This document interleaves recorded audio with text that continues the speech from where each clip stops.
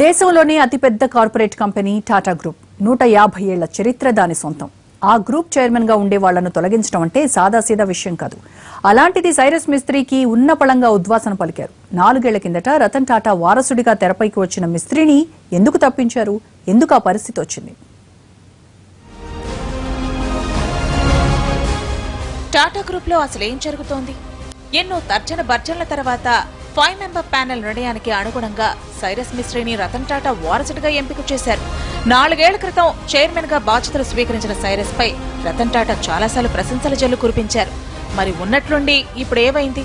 Cyrus Mistry చేసిన తప్పేంటి?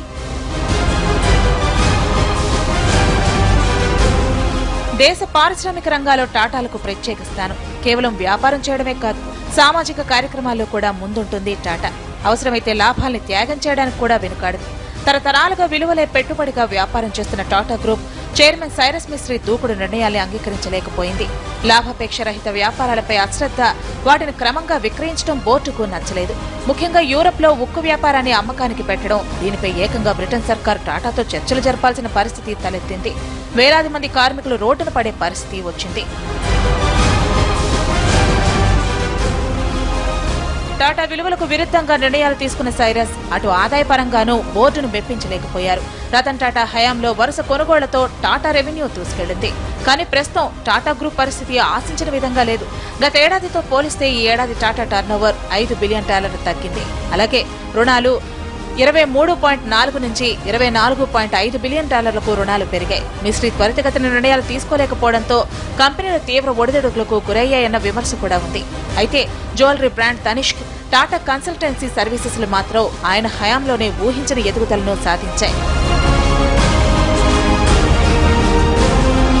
టాటాల 150 ఏళ్ల చరిత్రలో మొత్తం చైర్మన్ల సంఖ్య 5గురే కాక వారిలో మిస్త్రీ ఒక్కరే టాటాలకు సంబంధించిన వ్యక్తి కాదు. అందుకే సైరస్ మిస్త్రీకి ఉద్వాసన పలికినట్లు తెలుస్తోంది. తాత్కాలిక సారథిగా కొనసాగనున్న రతన్ టాటా మళ్లీ కంపెనీని గాడిలో పెడతారని ఉద్యోగులు భావిస్తున్నారు. 4 నెలల్లో కొత్త చైర్మన్ ని ఎంపిక చేసే అవకాశాలు ఉన్నట్లు సమాచారం. ఇందుకోసం ఓ సెలక్షన్ ప్యానెల్ కూడా ఏర్పాటైంది. ఇందులో రతన్ టాటా, రోనన్ సేన్, బేను శ్రీనివాసన్, అమిత్ చంద్ర సభ్యులుగా ఉన్నారు. కొత్త సారథి రేసులో ఇప్పటికే పలువురు పేర్లు వినిపిస్తున్నాయి. అయితే Pepsi CEO Indra Nooyi, TCS CEO Chandrasekaran ఈ రేసులో అందరికంటే ముందున్నట్లు సమాచారం. ఎందుకు అందలం ఎక్కించారు? ఎందుకు కిందకు దింపేశారు? అసలెవరి మిస్త్రీ? అంత పెద్ద గ్రూప్ కి చైర్మన్ ఎలా అయ్యారు? అంత ఈజీగా ఎలా దిగిపోయారు? ఓ సాధారణ ఉద్యోగిని కూడా తొలగిస్తే ముందుగానే అందరికీ తెలిసిపోతుంది. అలాంటిది కార్పొరేట్ ప్రపంచంలో అతిపెద్ద కంపెనీ అయిన టాటా గ్రూప్ లో సైరస్ మిస్త్రీని చైర్మన్ పదవి నుంచి తొలగించడం చాలా తేలిగ్గా జరిగిపోయింది. పెద్దగా చర్చలు జరగకుండానే నిర్ణయం ఒక్కసారిగా వెలువడింది. అంత పెద్ద గ్రూప్ కి చైర్మన్ బాధ్యతలు నిర్వహించిన సైరస్ మిస్త్రీని అంత తేలిగ్గా ఎలా తొలగించేశారన్నదే ఇప్పుడు కార్పొరేట్ వర్గాల్లో చర్చకు తెరతీసింది.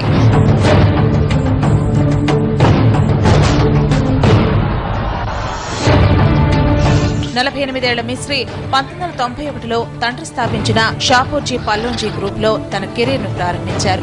గృహోపకరణాల తయారీ, నిర్మాణ రంగాల్లో పల్లోంజీ గ్రూప్ ను ముందుకు నడిపించడంలో సక్సెస్ అయ్యారు. రతన్ జీ టాటా గ్రూప్ పగ్గాలు చేపట్టినప్పుడే మిస్త్రీ కూడా పల్లోంజీ గ్రూప్ లో డైరెక్టర్ గా ప్రవేశించారు.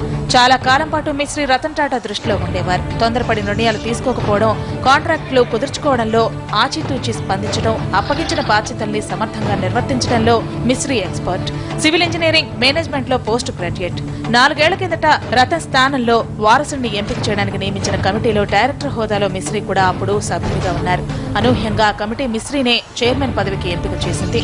టాటా గ్రూప్ చైర్మన్ గా చాలా మంది నిపుణులైన ఎగ్జిక్యూటివ్లు, సీనియర్లు మిస్త్రీ అన్నయ్య షాపూర్ సైరస్ ను కూడా కాదని సైరస్ మిస్త్రీ వైపు మొక్కారు రతన్ టాటా. అలా మిస్త్రీ టాటా గ్రూప్ సామ్రాజ్యాధినేతగా మారారు. మిస్త్రీ ఎవరో కాదు, రతన్ టాటాకు బంధువు. రతన్ టాటా సవితి సోదరుడు నోయల్ టాటా పల్లోంజీ కుమార్తెను పెళ్లి చేసుకున్నారు. దీంతో నోయల్ టాటాకు సైరస్ స్వయానా బావమర్ది అవుతారు. బంధుత్వం కంటే మిస్త్రీలో ఉన్న కార్యనిర్వాహక లక్షణాలే ఆయనపై రతన్ టాటాకు ఆసక్తి కలిగించాయి. 4 ఏళ్లు తిరిగేసరికి పరిస్థితి పూర్తిగా మారిపోయింది.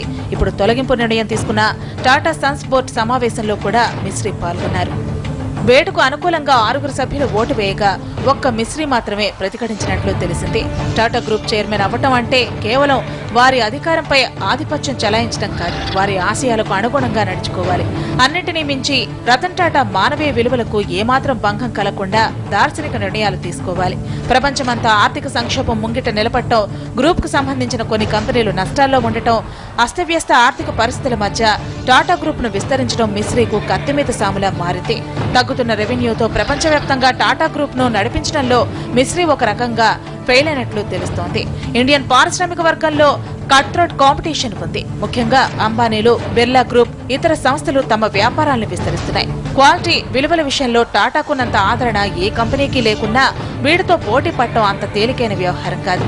ఇలాంటి సవాళ్లను ఎదుర్కొంటూ రతన్ టాటా తనకిచ్చిన వారసత్వాన్ని కాపాడటం మిశ్రీకి సాధ్యపడలేదన్న వాదనలు వస్తున్నాయి. 5 సభ్యులతో ఏర్పడిన కమిటీ 4 నెలల్లో కొత్త సారథిని ఎంపిక చేయనుంది. అయితే తనను తొలగించడంపై మిశ్రీ న్యాయపరంగా తేల్చుకోవడానికి సిద్ధమైనట్లు తెలుస్తోంది. టాటా సన్స్ లో 18.4% వాటా ఉన్న మిశ్రీ కుటుంబ సంస్థ షాపూర్జీ పల్లోంజీ గ్రూప్ ఈ విధానాన్ని చట్ట వ్యతిరేకమైనదిగా ప్రకటించింది. ముంబై హైకోర్టుకు వెళ్లడం ద్వారా పోరాటం చేయాలని నిర్ణయించుకున్నట్లు సమాచారం. అయితే న్యాయపరమైన ఇబ్బందుల నుంచి గట్టెక్కేందుకు ముందుగానే టాటా గ్రూప్ కేవియట్ దాఖలు చేయనుందని తెలుస్తోంది. ఏదేమైనా ఓ పెద్ద గ్రూపుకి పగ్గాలు చేపట్టిన సైరస్ మిశ్రీ అనూహ్యంగా పదవి కోల్పోవడం పెను సంచలనమే.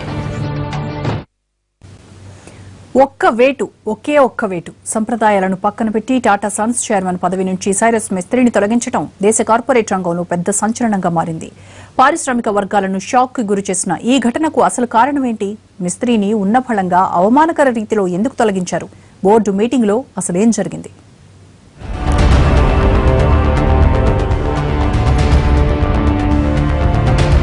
టాటా సన్స్ చైర్మన్ పదవి నుంచి సైరస్ పల్లోంజీ మిశ్రీని తొలగించడం దేశవ్యాప్తంగా హాట్ టాపిక్ గా మారింది.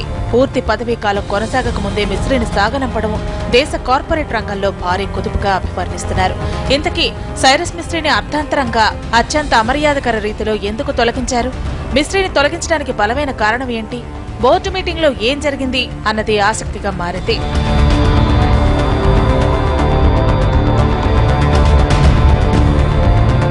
టాటా సన్స్ బోర్డు సమావేశాలు సాధారణంగా ప్రశాంతంగా జరుగుతాయి. కానీ నిన్న జరిగిన భేటీ మాత్రం అందుకు భిన్నంగా హాట్ గా సాగింది. ఈ సమావేశంలోనే సైరస్ మిశ్రీని తొలగించాలన్న షాకింగ్ నిర్ణయాన్ని తీసుకున్నారు. దీంతో ఒక్కసారిగా board meeting pin drop silent గా మారింది.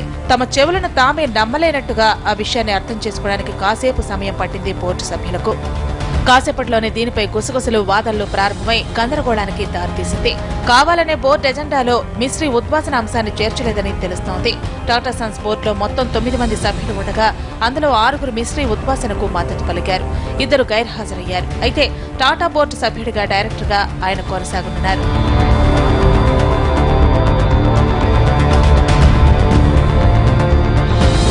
బోర్డు నిర్ణయంతో షాక్ తిన్న మిశ్రీ దీనిపై తీవ్ర నిరసన వ్యక్తం చేశారు. ఇది అక్రమమని, టాటా సంస్థ నిబంధనల ప్రకారం నడుచుకోలేదని ఆరోపించారు.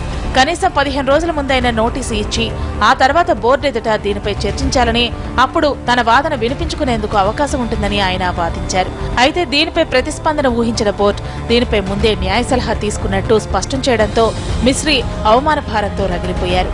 ఆ న్యాయ సలహా తనకు చూపించాల్సిందిగా డిమాండ్ చేసినా ఇదేమీ కోర్టు హీరింగ్ కాదంటూ బోర్డు తోసిపుచ్చింది.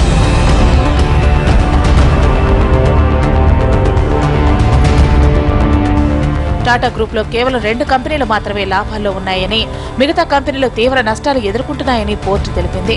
సీఈఓగా మిశ్రీ పనితీరు నచ్చకపోవడం వల్లే ఇలా అర్థాంతరంగా తొలగించారని ఇన్సైడ్ టాక్. అందుకే టాటా గ్రూప్ సంప్రదాయాలను పక్కన పెట్టి ఒక్క వేడితో మిశ్రీని తొలగించారు. బోర్డు నిర్ణయంపై తీవ్ర ఆగ్రహంగా ఉన్న మిశ్రీ న్యాయ పోరాటానికి దిగారు.